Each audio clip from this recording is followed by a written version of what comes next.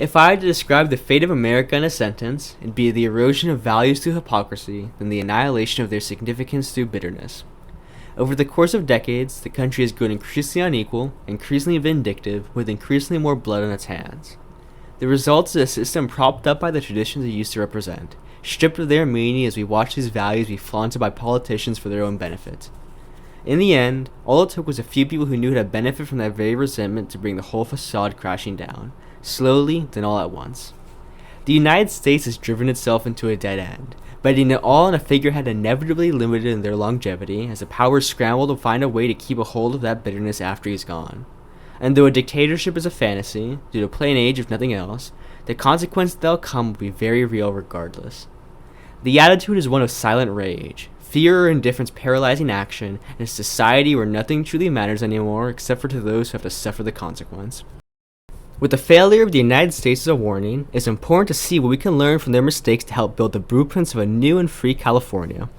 To this end, I put forward a series of pillars to help both guide and create a basic foundation for what the independence represents. It is not meant to be a dogma, a set of principles followed for principle's sake, but rather a force to prop up the future that we shall build, flexible enough to adapt to change, but grounded enough that we never lose sight of what we stand for. They are, at their base, ideas, meaningless on their own but turn into a power through the faith and actions of those who believe them. What these ideas are, and why you should entertain them, will now be discussed. Preface: the purpose of any society.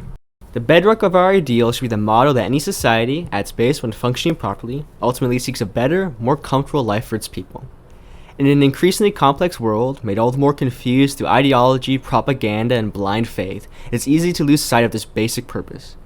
As such, we must fundamentally ground every action we take and every idea we put forward on top of this basic principle, a compass of sorts ensuring that we never put our own advancement over the well-being of those we stand with. The independence of California is ultimately meant to further this goal, free us from the burdens that the United States has left behind, and allow us to organize ourselves in the lines most productive and beneficial to all. It is crucial then that we have this principle as an explicit and constant object to test our ideas and actions against. It cannot just be a vague promise, an illusory goal meant to be fulfilled someday barring any pushback or inconvenience. It has to be the axis around which we organize, something we actively hold ourselves to both in the hypothetical and in reality.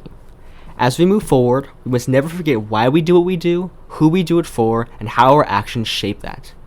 While we will inevitably face obstacles and setbacks, situations where it seems like there's no way to win, and even more dangerously, situations where there's an easy way out, we still must ask how we can approach it most consistently with forwarding the well-being of all.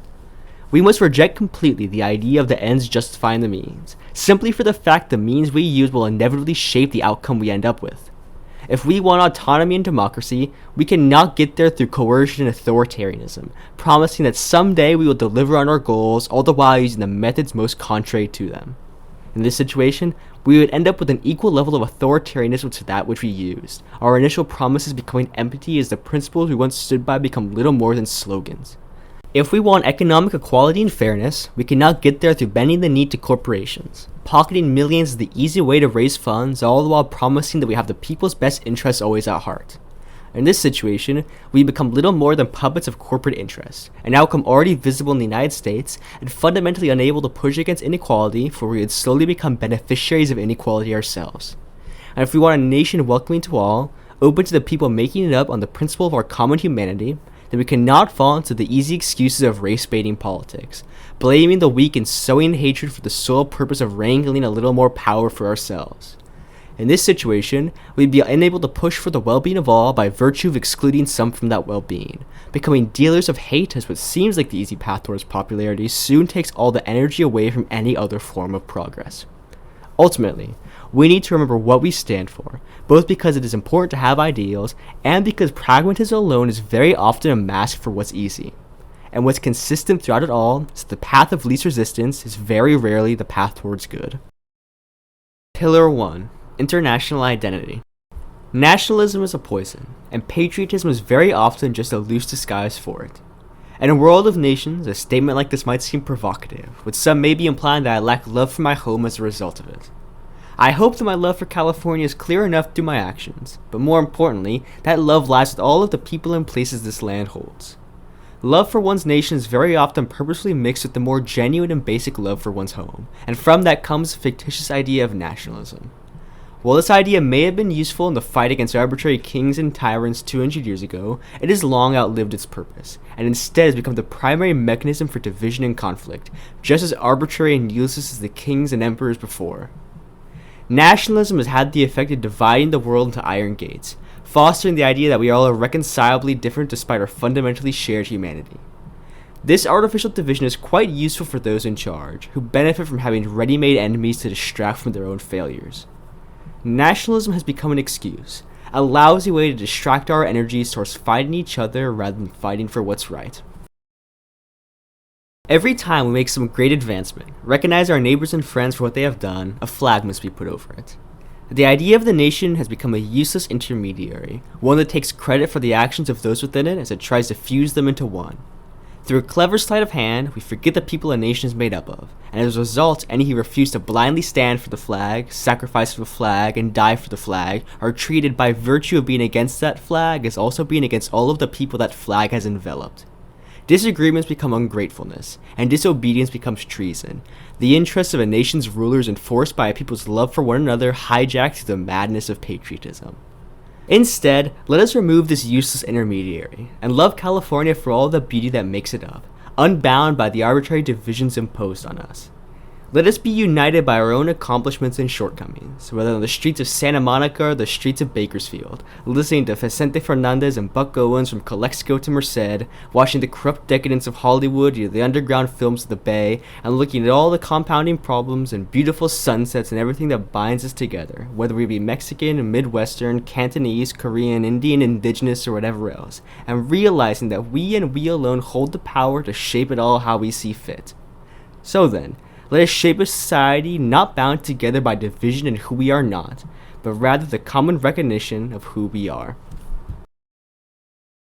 It is this international identity that must be a pillar of an independent California. Through recognizing the shared characteristic, we can bypass all of the distractions which divide us and work directly towards the common good. Nationalism is not only a force of conflict and violence, but also, to the pragmatists, is entirely pointless. We can see already in the California of today that cultures can coexist just as neighbors of a different opinion can, and that the universal respect for personal liberty and autonomy is a much better guarantor for peaceful coexistence than a government-enforced culture. All it takes is for one to look past the feel-for words of the media to recognize this simple reality, and realize that division almost always is created by the ones who benefit from it. Fighting poverty, inequality, government corruption, and cost of living is difficult, but blaming it all on the immigrants is extremely easy. As a result, that's what politicians do, and instead of fixing the problems that they've created, they deputize their victims into fighting and hating others as they laugh all the way to the bank. By instead accepting this international, cosmopolitan conception of a new California, we will already be ahead of the dozens of countries bound by the opposite, and certainly far ahead of the current United States, which has used all of its political energy to enforce cultural purity fighting invisible enemies. Some would say that while this is all a good idea, it ignores the reality of the world we live in. They'd say that while we may reject nationalism, the very people we welcome in certainly won't, and that even if we act with tolerance towards them, we wouldn't receive the same treatment if we went to their countries instead. This is partially true, but ignores a few basic realities. The first is that, despite what national governments claim, they do not truly represent the totality of their citizenry, something that should be plainly clear with the situation of America today. The second is that reciprocity is a stronger feeling than many give it credit to, and if we give the world an open door, propaganda can only go so far to mask our true actions, especially in such an interconnected age. The third is that nationalism, as demonstrated before, is a fundamentally self-destructive force, and the combination of these three factors means that far from being a pushover, we will be able to represent a clear and reasonable alternative to the division of today.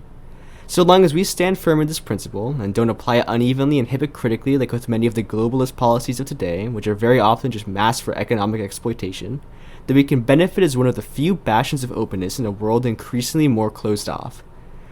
Let other countries continue their policies of national supremacism. It's none of our business and will simply treat their citizens like any others, as the ones who are truly nationalistic are quite unlikely to leave their country in the first place.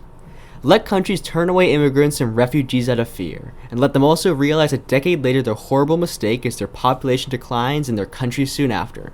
We'll represent what the United States was meant to, and make a nation that deserves the Statue of Liberty's legacy, taking in the poor and huddled masses yearning to be free. We'll make California a true golden pillar, a place people arrive at with hope for a better future. And rather than shunning that hope, we'll use it ourselves to advance the benefit of all.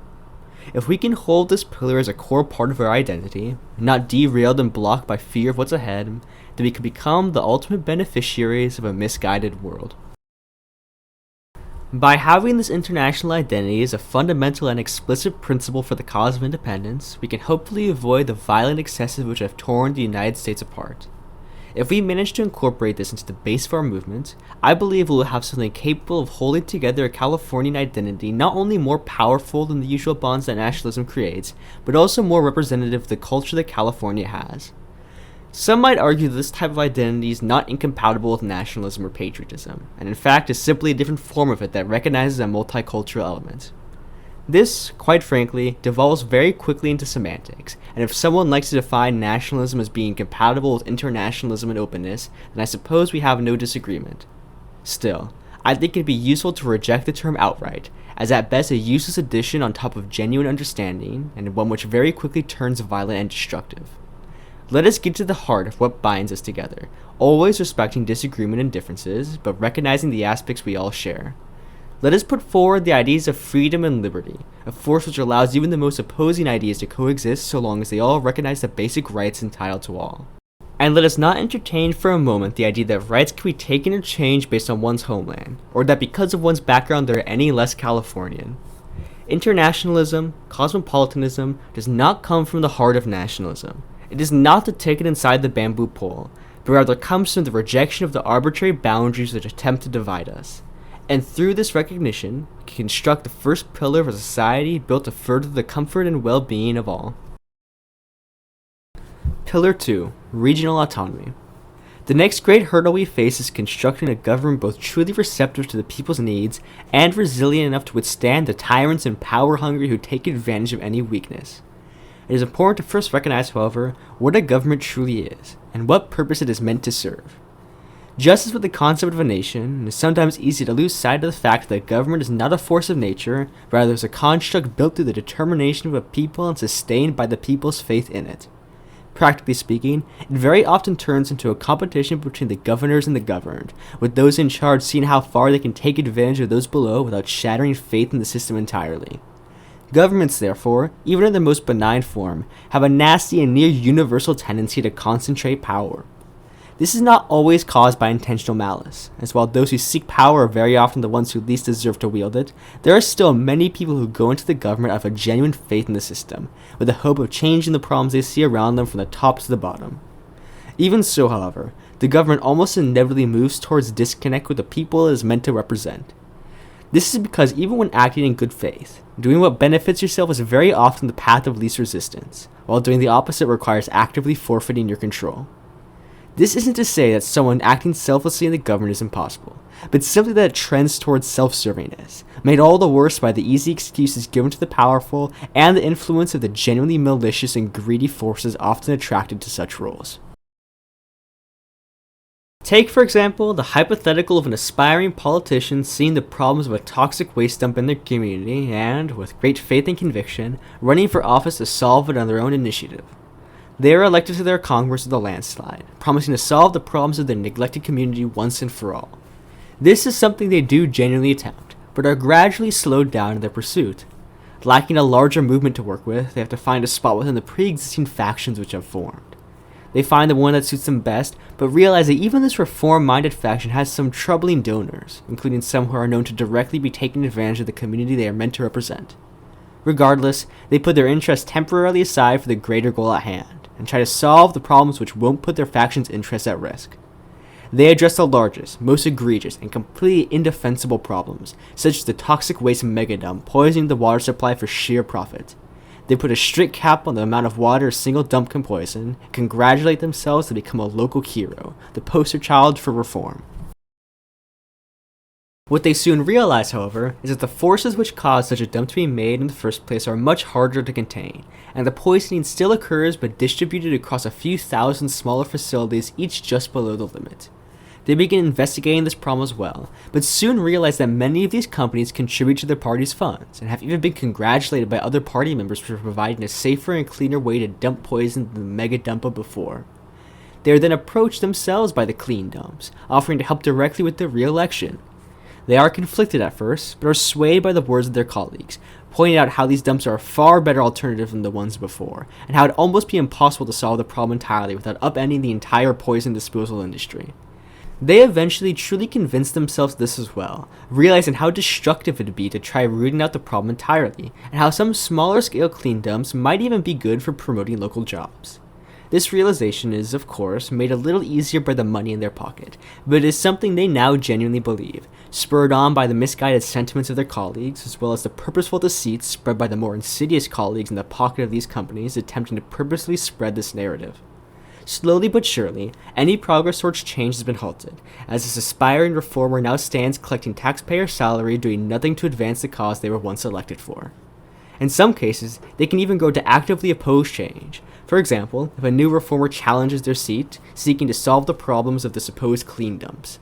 Though it is possible that they see the error in their ways, it's just as, if not more likely, they double down instead, proclaiming how they were the ones who solved the super dump problem and how ridiculous and ungrateful it is that any would dare to challenge them. So then, if even a genuine reformer can be so easily sidetracked to the nature of the government, it's easy to see how a disconnect from form, a disconnect that can also be taken advantage of by the genuine snakes lying in wait. As demonstrated, government institutions have a tendency to actively or implicitly consolidate their power, using the trust people have in these institutions as a shield against attack. It's easy to see then how people lose trust in these institutions, though that distrust opens a just as dangerous avenue of attack. The snakes in waiting don't leave their positions of power when people wisen up to the corruption. Instead, they try to wiggle their way out of it. As a result, a lack of trust without a suitable alternative usually leads the shapeshifters claiming to be the bastion of the people themselves, in what seems like a force towards change but really is a way to consolidate power without any of the guardrails which existed before. This is a process that has happened time and time again, as when it seems like the rules are corrupt and rigged, it's easy for someone to ride into power off the promise of throwing the rules out entirely. To say it clearly, this is happening in the United States as we speak, and the disastrous consequences are right in front of us. We need to shake the power of the establishment, the status quo Democrats and Republicans who breed off corruption, but let's not allow that corruption to be replaced with blatant tyranny.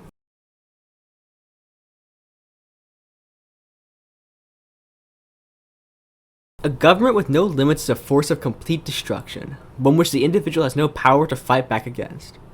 Any resistance is simply used as a justification to increase that iron grip even more, and very soon comes the TV broadcast about the necessity for defense against subversives, the state of emergency and the internal war.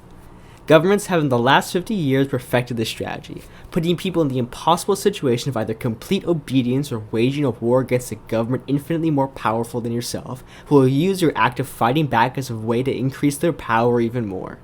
And once they go past a critical point, deciding that the need to fight the enemies from within is greater than the need to respect any justice at all, we've created the recipe it takes for people to be disappeared without a trace. A government so derelict of its duties that the force meant to protect people's life and rights is now the very force violating them.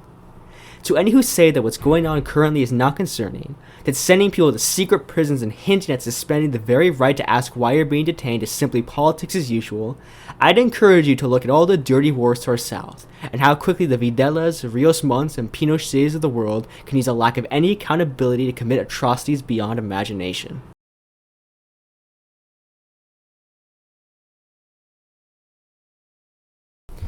This is all meant to demonstrate the persistent issues that the government almost always brings, and allow us to construct a vision for our own government built explicitly against either the casual disconnect of politicians who hide corruption behind rules and traditions, or the rapid and violent tyranny which can quickly come in its stead. A new California must make a government which reflects its ideals, reflects its internal diversity, and which allows for change when necessary while ensuring the perpetual respect of the basic rights of life and liberty without which sectarian violence and bloodshed will almost immediately come from.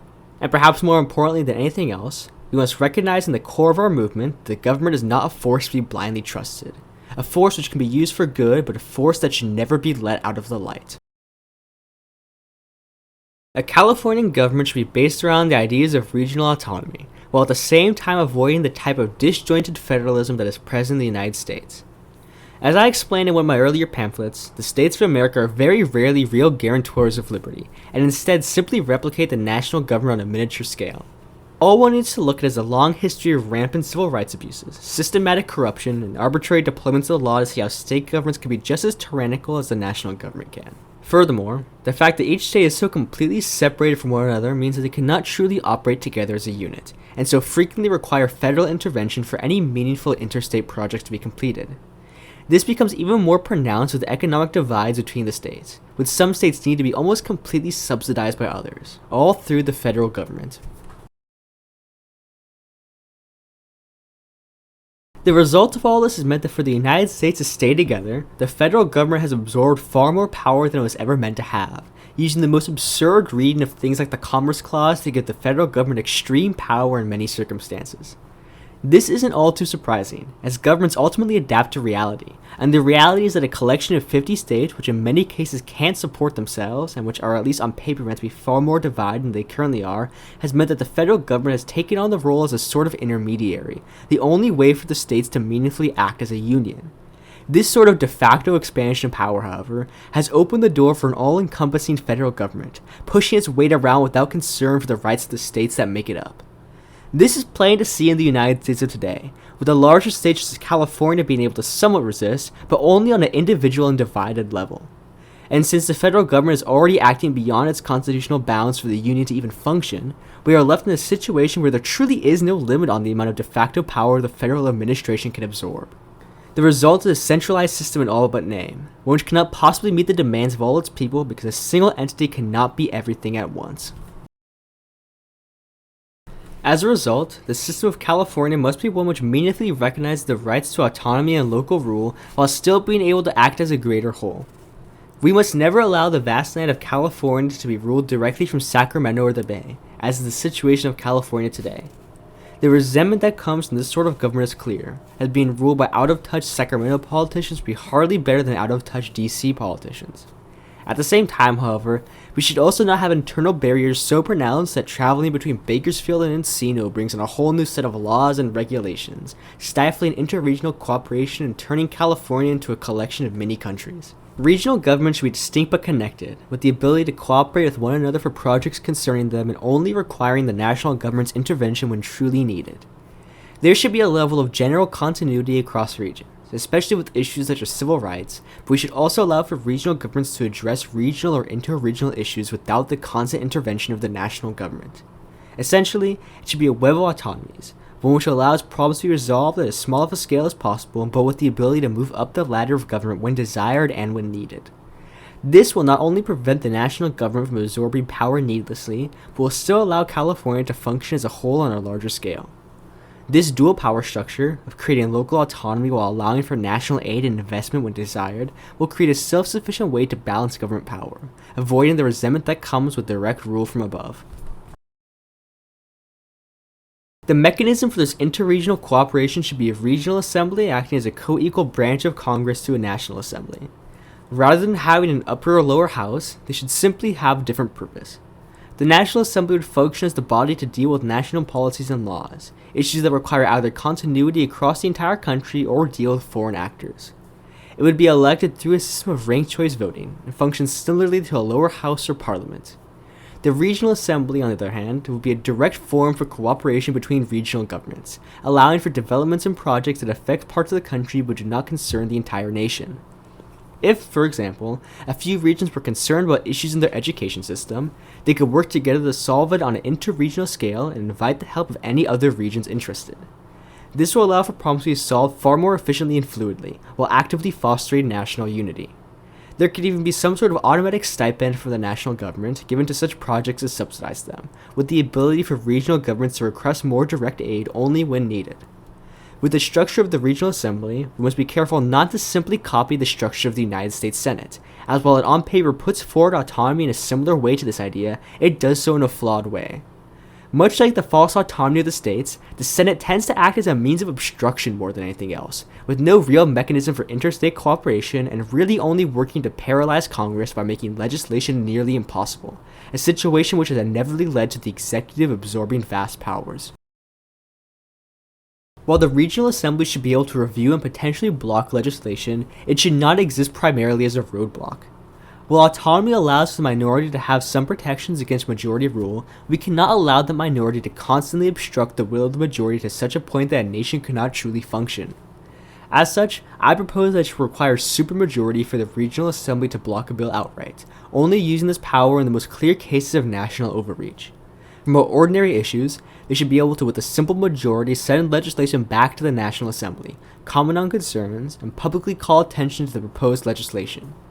This will allow for greater public scrutiny and the voices of the regions to be heard, but in a more constructive way. In a similar vein, the regional assembly should be able to send delegations to the National Assembly to have their grievances or suggestions heard, allowing for direct dialogue between the two co-equal chambers so that the National Assembly can never avoid the inputs of the regional governments. Regional assemblymen should also operate in a different way than their peers in the National Assembly, acting as direct delegates of the regional governments rather than elected representatives.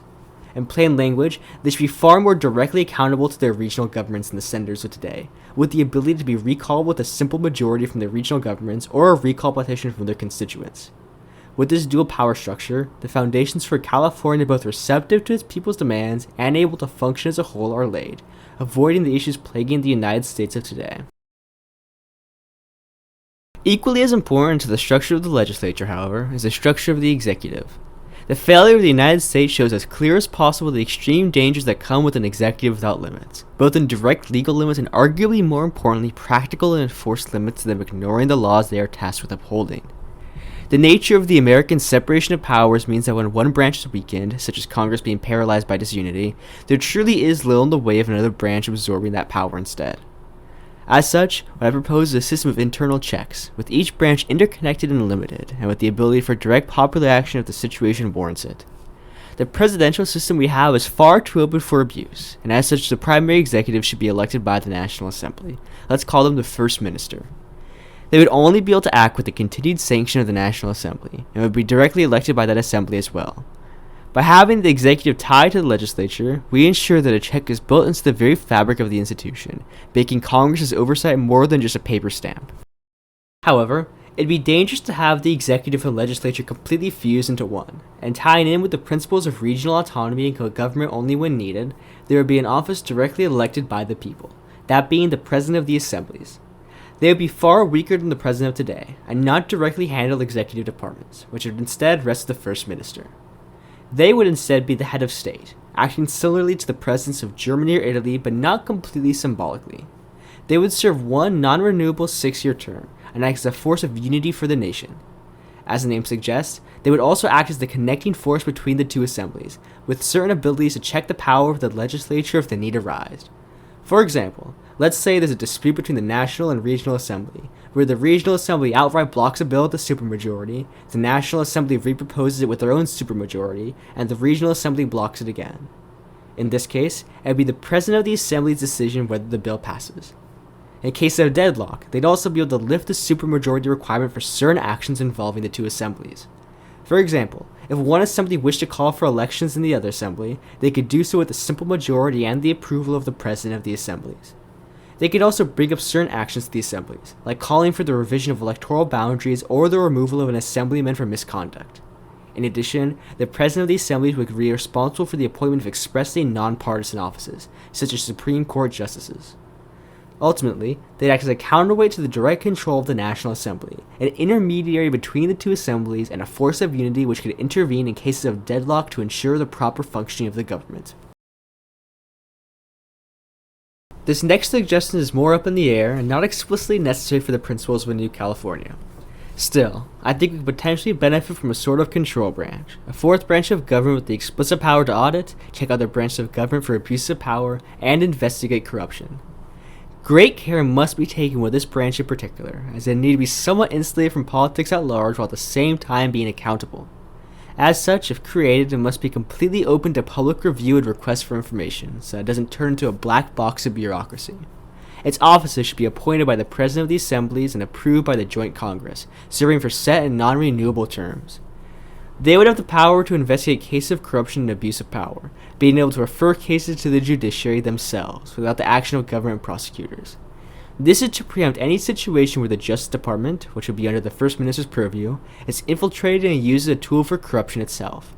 By having this be separate from the legislature, we can ensure that official inquiry exists even in case of congressional deadlock, making it so those with power are always accountable. While all judicial action would rest solely and completely with the judiciary, the control branch could have the power to support the judiciary in case where the First Minister and legislature are actively hostile to it.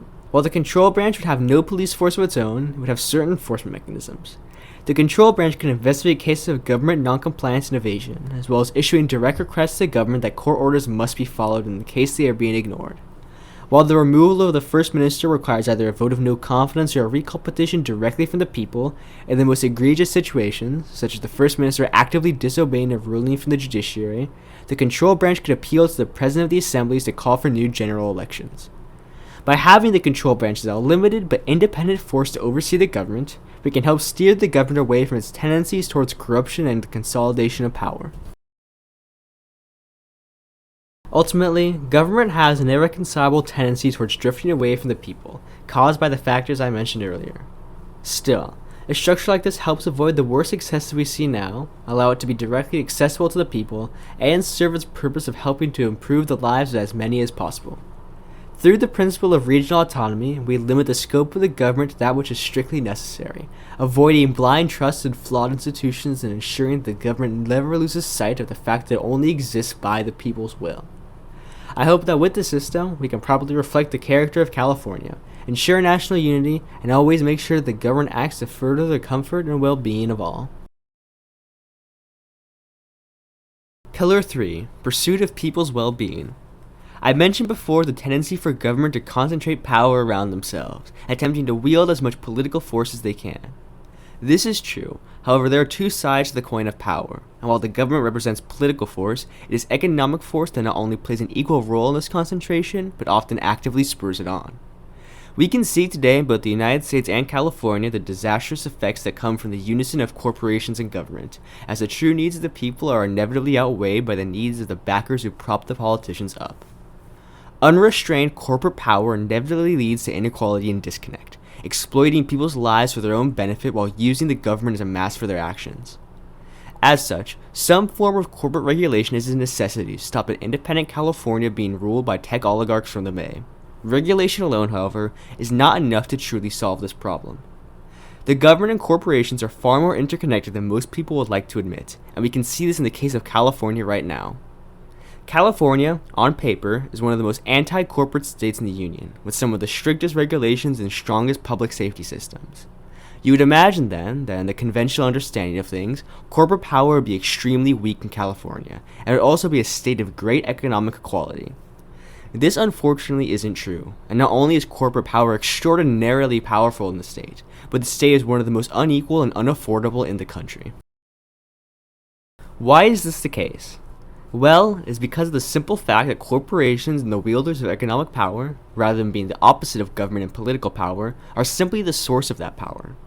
As such, much of the government's regulations are specifically designed to skirt around truly challenging their backers, while still appeasing the public who is increasingly inclined for action to deal with the rising problems of poverty and unaffordability. The results are sweeping but useless initiatives which constantly address the symptoms but never the source. We spend hundreds of millions of dollars rightfully fighting homelessness, but never ask why there is such a lack of housing in the first place, and as a result effectively throw money into a pile of bureaucracy attempting to brute force a problem that is only getting worse. As inequality then increases, and more people fall into poverty, the state then spends more and more but never enough on the social safety net, counterproductively leading to worse social aid on the individual level as it is spread increasingly thin, all the while developers tear down historic buildings to construct a new set of luxury condos. We have sweeping climate regulations, yet they ironically seem to regulate the state government more than anything else, allowing anyone to file a lawsuit for any development, leading to the ridiculous situation of the high-speed rail being indefinitely delayed, and Texas building more green energy than California, because in California, fossil fuel companies can sue to perpetually halt construction using the very climate regulations meant to facilitate that development. In reaction to all of this, many people propose various solutions to each of these problems in isolation. The libertarians look at the endless maze of bureaucracy and proclaim that regulation is an abject failure and the free market would have worked these issues out. On the left, people generally proclaim that regulations don't go far enough, and point to the rapidly increasing social inequality and cost of living as proof that the state must intervene more. The issue with these positions, however, is that they both fundamentally forget that government and corporations are intertwined, and rather than being fundamentally opposed, in fact back one another up. If you remove one or the other without working to decrease both of their power, they will simply reinvent the other. Corporations without government regulation will eventually form their own de facto government, hiring private armies and militias as seen with the many examples of fruit companies in Central America.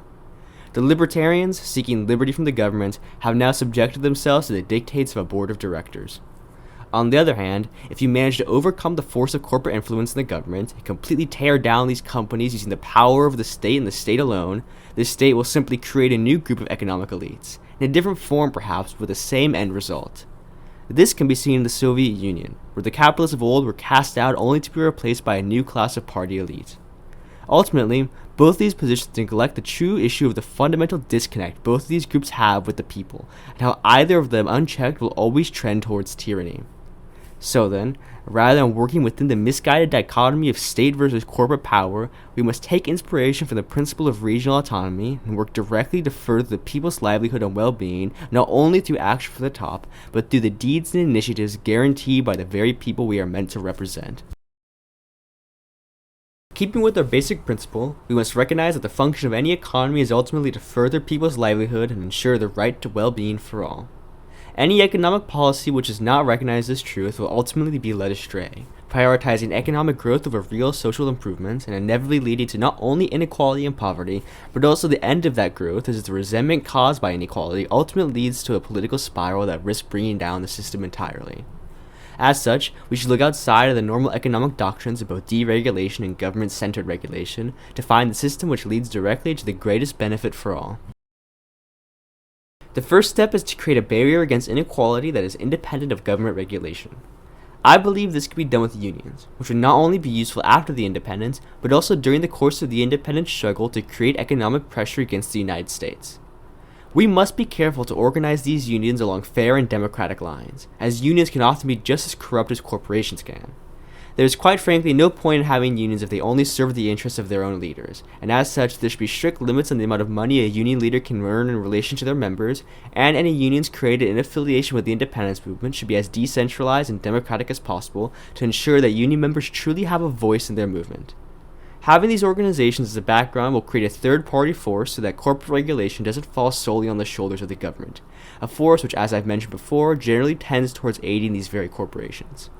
To further reduce corporate influence in the government, there should be strict campaign finance laws and perhaps even a system similar to Japan where smaller parties are given some sort of stipend to ensure their viability.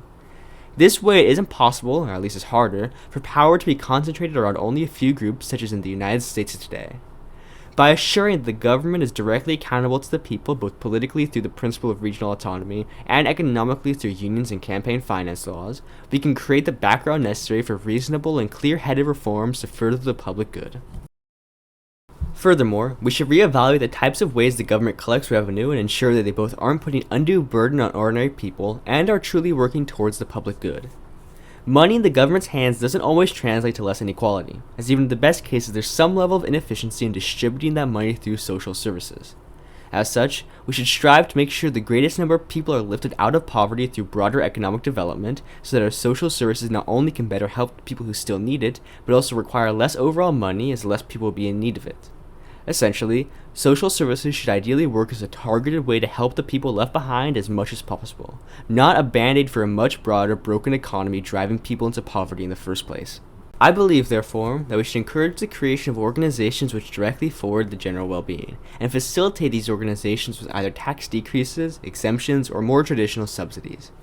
For example, if there is a business directly owned by the workers, paying high wages, and helping people leave poverty, then what is the point in taxing them? They are already advancing the social good, and in a far more direct way than the government would. By creating tax-exempt statuses for such groups, we encourage their creation, help to become self-sustaining, and aid local economies without discouraging growth. We could also create a sliding scale for other businesses doing similar things but not to the same extent, such as having less taxes for local businesses to help them compete with larger change, and having less taxes for businesses which pay above average wages. Ultimately, we should work to further people's livelihood in the most direct and productive ways we can. This all fits in well with the wider principle of regional autonomy, as regional governments can be a major aid in identifying and subsidizing organizations, businesses, or cooperatives which are benefiting their people. Similarly, regional governments can be one of the greatest ways to spur on the development of new housing, something that is extremely needed to combat the runaway housing market that is making life nearly impossible for millions. In particular, there should be subsidies for developers who not only build affordable housing, but affordable and decent housing, areas which are comfortable to live in and don't take away the dignity from those who live there. There could even be some sort of national program to create various types of new Californian architecture, inspired from all the styles our state has hosted, from the Spanish Revival to mid-century modern or anything else that comes up. New developments as part of this general tax-exempt or subsidized program should meet the principles of firstly being affordable, secondly being comfortable and durable, and thirdly varied in their style to avoid vast swaths of copy and pasted developments. Though it would be more expensive doing this than building dozens of slums and 50-story housing flats, it would be a long-lasting way to ensure fair and accessible housing for decades to come, a perfect example of the type of projects the government should use tax dollars for. We could also take a note from the Georgists and impose some sort of land value tax, encouraging the development of unused land without imposing an excessive tax burden on regular property owners. This would also discourage one of the most pernicious tactics used by housing developers, that being buying up city blocks, letting them fall into disrepair to lower local housing prices, then buying up the rest before tearing it all down. If this strategy isn't made outright illegal, these developers should be subject to extraordinarily high taxes for the land that they own but leave purposefully abandoned. By facilitating the development of local economies, constructing new and affordable housing, and allowing the people involved to have a direct and actionable say in the process, we can hope to rapidly decrease the problems of homelessness and poverty afflicting our state, not only helping those who manage to improve the situation, but also creating the space for more adequate funding towards the ones still suffering afterwards. Hundreds of millions of dollars can be saved that would otherwise be spent on kicking this can down the road, and the government would only occupy as much space as is necessary to solve these problems in the first place. Ideally, the government could then take a backseat further, decreasing taxes on ordinary people while targeting the remaining funding to maintain public works and eliminate any last vestiges of poverty, a process which becomes exponentially easier the less widespread the problem is. All of this would be made possible not just through the actions of the government, but through the popular action of the people, who through the vast powers given to them and regional groups would also be able to hold the government directly accountable if they decide to act in their own interests. By ensuring the people's livelihood is guaranteed, we sidestep the resentment and hatred which is at the root of many of society's other ills. The corporations may still be present, but they will not hold the keys to government, and with the most pressing issues of today solved, a new California will be open to meaningfully address the problems of the future. Ultimately, it is still too early to say with great certainty where the path of independence will lead us, and as such we must be careful to avoid limiting ourselves to such a degree that we grow inflexible in a time that is characterized above all by change. Still, by having these pillars at the basis of our movement, and recognizing always why we hold them, we can turn these principles from ideas into a power, a force that can unite and guide us despite our other disagreements. By having a set of beliefs which not only guide us in the independence, but creates a vision for a future California as well, we are already far ahead of the parties of the United States who have abandoned all principle for their own self-interest. It is undoubtedly true that these pillars are fundamentally flawed, and like any human idea, should only be supported conditionally on what they achieve. Still, I hope they are flexible enough to change with circumstance, while being firm enough to ensure that we do not lose track of what this movement is for. Let us be able to see a world that is free and fair, released from the hatred and poverty binding us today. Let us see a world where we can challenge the propaganda embedded into our society, where a California free from the United States is not considered a blasphemous fantasy. Let us see a world where we can exist on our own terms, treated with respect on equal terms to that which we respect others. And let us see a world where these images are not just dreams, but rather a concrete reality, made possible through the work and determination of all the people who stood up and ensured that it was so.